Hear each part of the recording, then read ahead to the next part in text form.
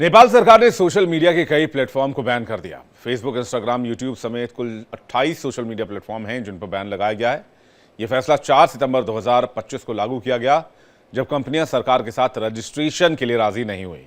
इस बैन से युवाओं में गुस्सा भड़क गया और जेनजीज युवाओं ने सड़कों पर उतरकर विरोध प्रदर्शन शुरू कर दिया। इसे जेनजी क्रांति कहा जा रहा है, जहां युवा भ्रष्टाचार, खराब शासन और सोशल मीडिया बैन के खिलाफ आवाज उठा रहे हैं।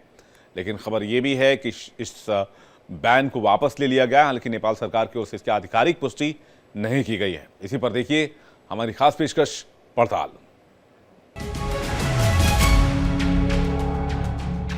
जितनी तेजी से इंटरनेट का चलन बढ़ा, जितनी तेजी से स्मार्टफोन का चलन बढ़ा, उतनी ही तेजी से सोशल मीडिया का भी चलन बढ़ा। एक वक्त था जब लोग ऑर्कुट जैसी सोशल वेबसाइट का इस्तेमाल किया करते थे, शायद आपको भी याद हो।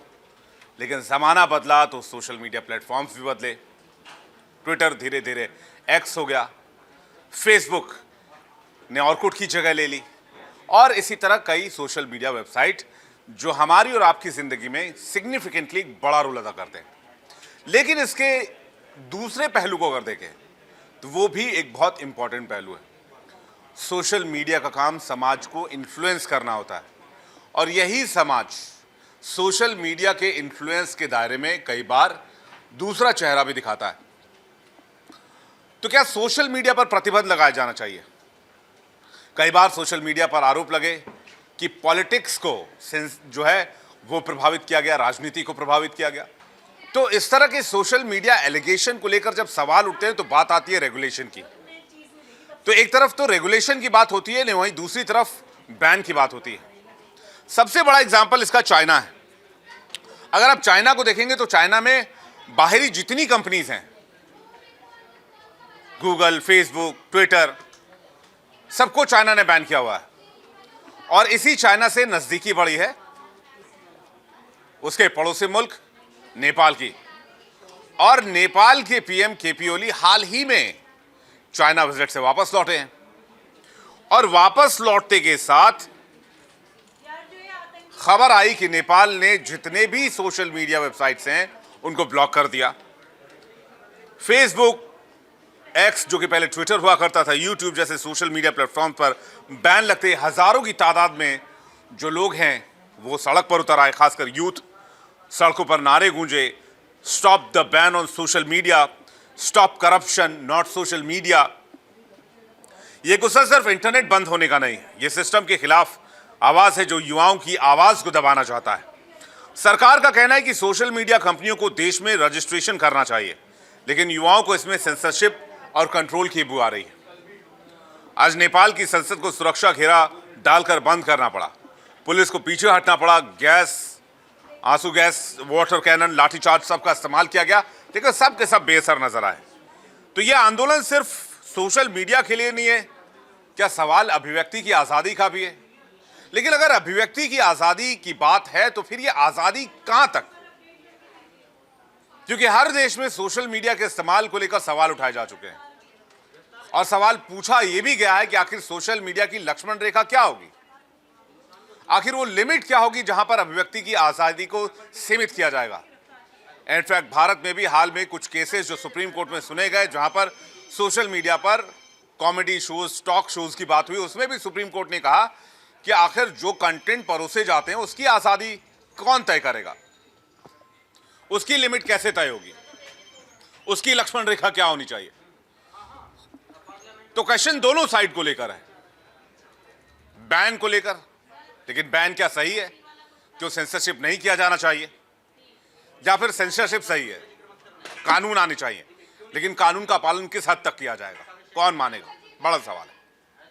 ये वो तस्वीरें हैं जो आज नेपाल के इतिहास में दर्ज हो चुकी हैं। जी हाँ, नेपाल के जेनजी की ये तस्वीरें चारों तरफ वायरल हो रही हैं, क्योंकि तख्तियां हाथ में लेकर यूनिफॉर्म में ये जेनजीज लगातार विरोध प्रदर्शन करते हुए नजर आ रहे थे, और इन तख्तियों पर लिखा था अनबैन सोशल मीडिया। तो लगातार जिस तरह से नेपाल में इस वक्त हालात बने हुए हैं, उन्हें देखते हुए ऐसा लग रहा था कि जो जेनजीज हैं वो बहुत ज़्यादा आक्रामक हो चुके हैं, गुस्से में हैं, क्योंकि सोशल मीडिया को बैन कर दिया गया है। और शायद ये गुस्सा उनके चेहरों पर साफ देखा भी जा रहा था। तो ये चेतावनी है जेनजीज की तरफ से नेपाल को कि अगर कुछ भी ऐसे फैसले लिए गए तो उसका परिणाम क्या हो सकता है। तो देखिए, नेपाल में सोशल मीडिया सिर्फ यहाँ पर मनोरंजन का साधन नहीं है, बल्कि अपनी बातों को व्यक्त करने का एक ऐसा प्लेटफॉर्म है जो कि बहुत ज़्यादा ज़रूरी यहाँ के लोगों के लिए, ख़ास तौर से जेनजीज़ की अगर हम बात करें तो वो शायद सोशल मीडिया के बगैर रह भी नहीं सकते हैं। और यही वजह थी कि जिससे कि काफ़ी आक्रामक जेनजीज़ हो गए यहाँ पर। और अगर यहाँ पर समझे कि जिस तरह से सरकार का तो ये तर्क है कि फेक न्यूज़ हो गया है या फिर किसी भी तरह से गलत खबरें अगर फैलाई जा रही हैं उन पर कंट्रोल करना ज़रूरी है, और इसी को लेकर सरकार ने अपना तर्क दे दिया है। साफ तौर पर उन्होंने कहा है कि अगर हमें इस तरह के क्राइम्स पर कंट्रोल करना है या फिर गलत खबरों को, भ्रामक खबरों को फैलने से रोकना है तो ये बहुत बड़ा स्टेप है। लेकिन यहाँ पर जेनजीज ने इसका विरोध किया और सीधे तौर पर उन्होंने इस फैसले को मानने से इनकार कर दिया है। सड़कों पर ये जो छात्र हैं वो उतर आए हैं और ऐसे में विरोध प्रदर्शन किया गया। संसद परिसर में ये लोग घुस जाते हैं, जिसके बाद यहाँ पर काफ़ी आक्रामक तस्वीरें भी सामने आती हैं, विरोध प्रदर्शन की तस्वीरें। और ऐसे में अब सवाल उठ रहा है कि क्या युवाओं की आवाज़ को दबा दिया जाएगा या फिर लोकतंत्र नेपाल में जिंदा रहेगा। नेपाल सरकार ने सोशल मीडिया कंपनियों को दो टूक कह दिया था, या तो रजिस्टर्ड कराए या फिर यहां से बोरिया बिस्तर लेकर बाहर जाए। दरअसल ये फैसला नेपाल की सुप्रीम कोर्ट का था। नेपाल की सुप्रीम कोर्ट ने पिछले महीने केंद्र सरकार को यह कहा था, यानी नेपाल की सरकार को यह कहा था कि जितनी भी सोशल मीडिया कंपनीज हैं वो अपना रजिस्ट्रेशन जो है वो कराए, यानी नेपाल में कराए। अब इसको लेकर एक गहमा गहमी जो थी वो शुरू हो गई, और सबसे अहम बात यह है कि बाद में नेपाल सरकार की तरफ से 3 सितंबर को यह फैसला लिया गया और यह कहा गया कि सोशल मीडिया कंपनी जो नेपाल में रजिस्टर्ड कराएंगी, जो नेपाल में ऑफिसेज बनाएंगी, वो तो रहेंगी, और अगर वो ऐसा नहीं करती है तब उन पर बैन लगा देंगे। कुछ सोशल मीडिया कंपनी ने रजिस्ट्रेशन कराया, लेकिन ज्यादातर ने नहीं कराया। जिन्होंने नहीं कराया उस पर बैन लगा दिया गया। चाहे फेसबुक हो, चाहे मेटा हो, चाहे इंस्टाग्राम हो, इन सब पर ताला लगा दिया गया। तो वहीं टिकटॉक की बात करें या वाइबर जैसी कुछ कंपनियों की बात करें तो उन्होंने नियमों को माना और उन पर ताला नहीं लगा, वो अभी भी काम कर रही है। अब सवाल ये उठता है कि क्या ये डिजिटल अनुशासन है या सेंसरशिप का मुखौटा है। सरकार ये कहती है कि फेक न्यूज हो या फिर अपराध को रोकने के लिए ये जरूरी है कि कंपनियां जो हैं वो सरकार के प्रति जवाबदेह हो। लेकिन युवाओं का सवाल है कि क्या सरकार जो है वो हमें चुप कराना चाहती है। वहीं एक्टिविस्ट का कहना है या राइट्स ग्रुप का कहना है या फिर जो लोकल पत्रकार है उनका मानना है कि ये सरकार ने सही नहीं किया। वो सरकार की मंशा पर सवाल उठा रहे हैं। क्या ये विरोधियों की आवाज को दबाने की एक कोशिश तो नहीं, एक साजिश तो नहीं? क्योंकि सोशल मीडिया पर लगातार नेपाल की सरकार के खिलाफ प्रदर्शन हो रहे हैं, अपनी बातों को रखा जा रहा है, हैशटैग चलाए जा रहे हैं, और नेपाल में बेरोजगारी किसी से छिपी नहीं है, नेपोटिज्म किसी से छिपा नहीं है, जिसको लेकर लगातार सोशल मीडिया पर मुद्दा बनाया जा रहा था। युवाओं के पास रोजगार नहीं, ये एक बड़ा सवाल है, असंगठित तौर पर ही सही, लेकिन युवा आज एकत्रित हुए और उन्होंने जो सोशल मीडिया ऐप्स पर जो प्रतिबंध लगाया गया है उसके खिलाफ आवाज बुलंद की। आज हम बात कर रहे हैं उस पीढ़ी की, उस जनरेशन की जिसका नाम है जेनजी। आपने सोशल मीडिया पर या फिर किसी वीडियो में ये ज़रूर सुना होगा, जेनजी जनरेशन। अब जेनजी की बात करें तो जेनजी एक ऐसी जनरेशन है, ऐसी फॉर्म ऑफ जनरेशन है जिसे ना नेता से फ़र्क पड़ता है, ना वहाँ पर क्या सरकार है उससे फ़र्क पड़ता है, पॉलिटिक्स से नया फ़र्क पड़ता है। उन्हें फ़र्क पड़ता है तो इंस्टाग्राम से, फेसबुक से, यूट्यूब से, सोशल मीडिया से। ये प्लेटफॉर्म्स जो हैं वो उनके लिए मायने रखते हैं। इसका उदाहरण जो है वो नेपाल के जेनजीज़ ने दे दिया है। ऐसा हम इसलिए कर रहे हैं क्योंकि देखिए, जेनजीज़ की अगर हम बात करें तो काठमांडू की गलियों में इंटरनेट की जगह अगर हम बात करें तो नारे जो है उन्होंने ले ली है। अब ये नारे कैसे हैं आप सोचिए। इन नारों में कहा जा रहा है unban social media, shut corruption not platforms, this is our voice. ये सिर्फ नारे नहीं थे, ये एक बहुत बड़ी तस्वीर जो है नेपाल की धरती से पूरे विश्व को दिख गई कि आज जो जेनजी है उनके लिए क्या इम्पोर्टेंस है सोशल मीडिया की। जेनजीज जनरेशन की अगर हम बात करें तो इनके लिए कहा जाता है कि 1995 से लेकर जो 2000 के बीच में, यानी कि ये भी कहा जाता है कि 2010 तक के बीच में जो है जनरेशन हुई है वो जेनजी है। मतलब इसके लिए आकलन जो है एक एक्यूरेट डेफिनेशन हम नहीं दे सकते, क्योंकि एक तरीके से इंटरनेट पर तय किया जाता है कि जेनजी जनरेशन जो है वो कौन है। लेकिन जेनजी जनरेशन की अगर हम बात करें तो ये वो पीढ़ी है जिसे पूरी लोकतांत्रिक जो एक अवस्था होती है, यानी प्रोटेस्ट अगर आप देखते होंगे तो आप अलग अलग मुद्दों पर देखते होंगे। आपने बेरोज़गारी पर देखा होगा कि एकदम ही कोई प्रोटेस्ट हो रहा है, प्रदर्शन हो रहा है, या कभी आपने देखा होगा कोई परीक्षा को लेकर युवा पीढ़ी जो है वो प्रदर्शन कर दे।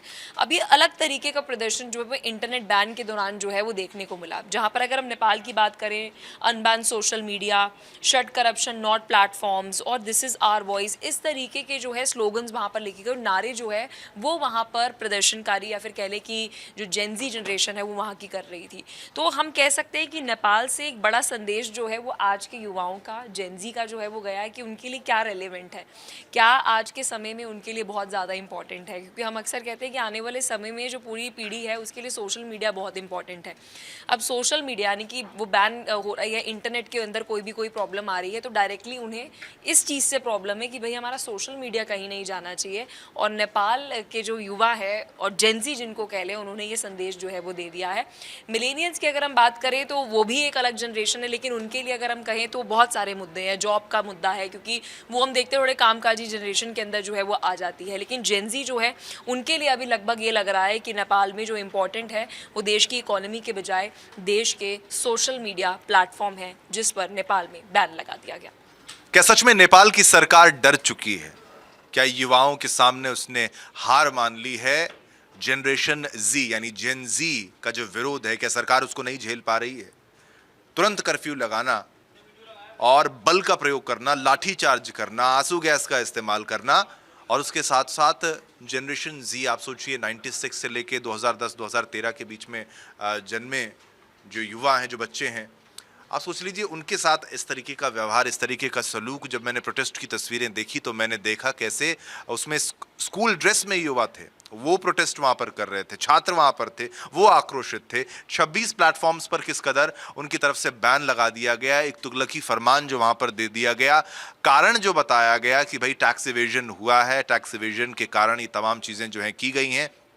लेकिन वापस आना चीन से और उसके बाद कुछ ही समय में अचानक ये फैसला ले लेना, ये बहुत लोगों के जो है मन में एक सवाल खड़ा करता है कि क्या आप चीन की थॉट प्रोसेस को नेपाल पर अप्लाई तो नहीं कर रहे हैं, नेपाल में उस तरीके की सोच को आप धरातल पर लाने का प्रयास तो नहीं कर रहे हैं।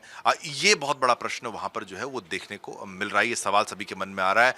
युवाओं पर, बच्चों पे कह सकते हैं, छात्रों को आप कह सकते हैं किस तरीके से बल प्रयोग जो किया गया। अभी तक का जो आंकड़ा 8 का है कि 8 की मृत्यु हो चुकी है। सोचिए ये आंकड़ा बढ़ेगा, 100 से ज़्यादा जो है वो घायल बताए जा रहे हैं। और ये नेपाल की स्थिति है। सरकार को लेकर जिस तरीके से विरोध प्रदर्शन वहाँ पर हो रहा है, एक जनभावना पहले से वहाँ पर थी सरकार को लेकर, करप्शन को लेकर, रोजगार को लेकर, वो तमाम चीज़ें, और वो विरोध कहा जा रहा है कि ये तो केवल एक बहाना है, ये प्लेटफॉर्म्स पर बैन।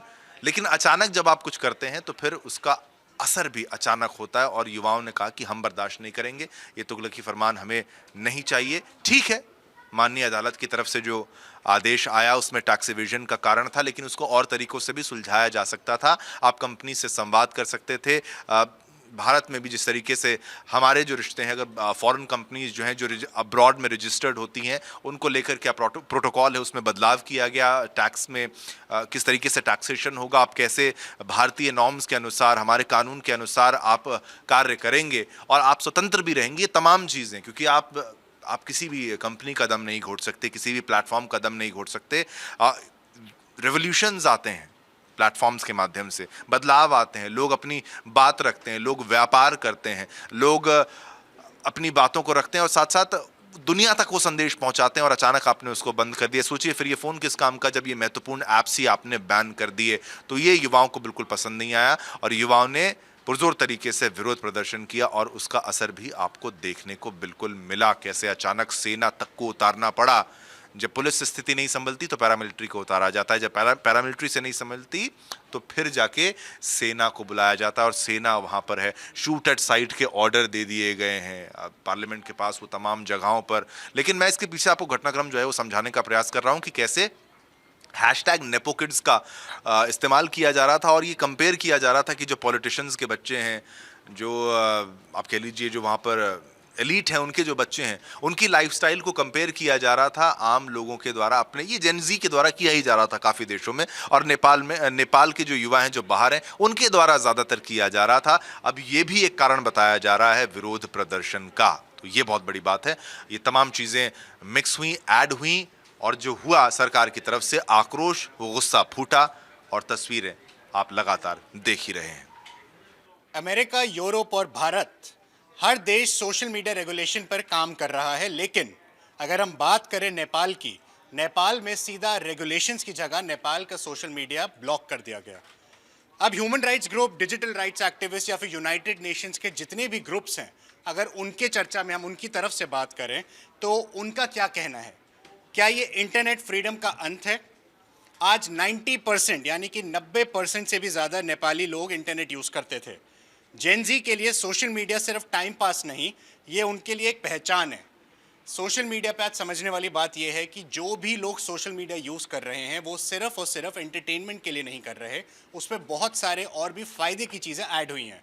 जैसे जैसे समय बढ़ता है, जैसे जैसे समय आगे जाता है, चीज़ें डेवलप होती हैं, सारी चीज़ें, टेक्नोलॉजी, IT सेक्टर वो ग्रो होता है, तो सोशल मीडिया सिर्फ और सिर्फ एंटरटेनमेंट का एक वो सोर्स नहीं रह जाता, उसमें और भी बहुत चीज़ें होती हैं। अगर सरकार यही करती रही तो अगली क्रांति वो किताबों से नहीं, वो कीबोर्ड से लिखी जाएगी।